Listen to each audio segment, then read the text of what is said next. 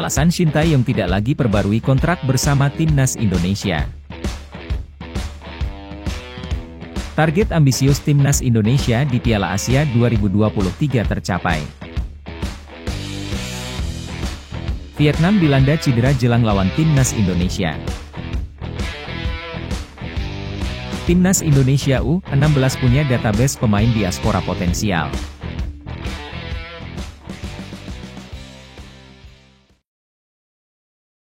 Mohon subscribe channel Timnasku Indonesia agar tidak ketinggalan informasi Timnas Indonesia. Alasan Shin Tae-yong tidak lagi perbarui kontrak bersama Timnas Indonesia. Shin Tae-yong, pelatih Timnas Indonesia, mungkin tidak akan memperbarui kontraknya dalam hitungan bulan mendatang.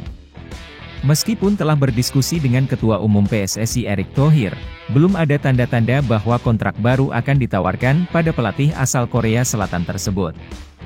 Sebagai syarat perpanjangan kontrak, Shin Tae-yong diharapkan membawa timnas Indonesia U23 ke 8 besar Piala Asia U23 2024. Pada Piala Asia 2023, Shin Tae-yong berhasil membawa timnas Indonesia mencapai tahap sistem gugur, meraih dukungan besar dari penggemar sepak bola tanah air.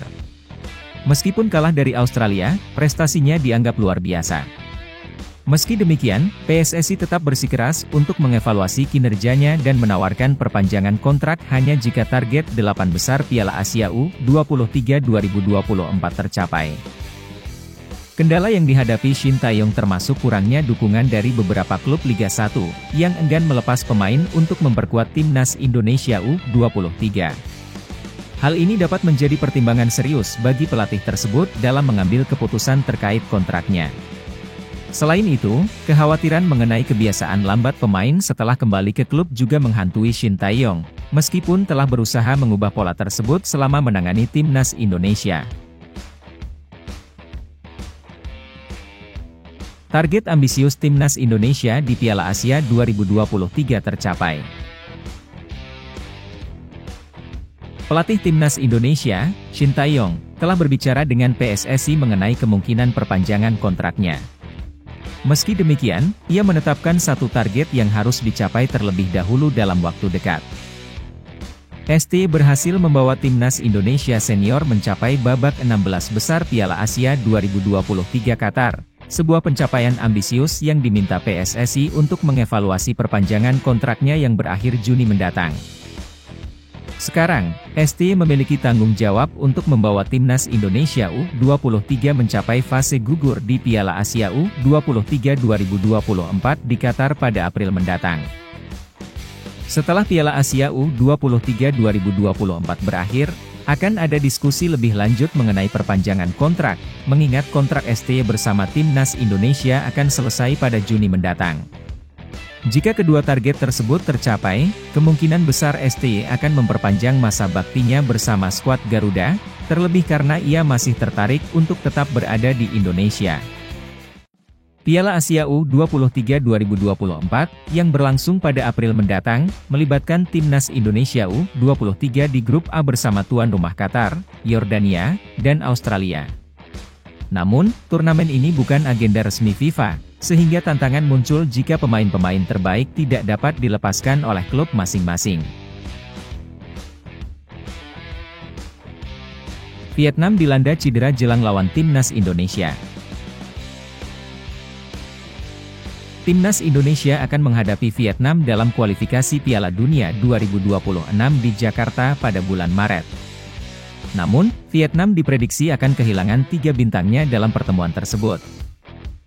Pertandingan kualifikasi zona Asia akan berlangsung di Stadion Utama Gelora Bung Karno pada Kamis, 21 Maret, dan Stadion Maidin pada Selasa 26 Februari di mana Indonesia menjadi tuan rumah pada pertemuan pertama.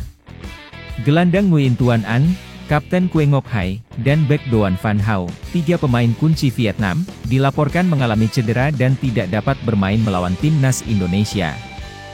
Bahkan, Doan Van Hau harus menjalani pemulihan di Singapura.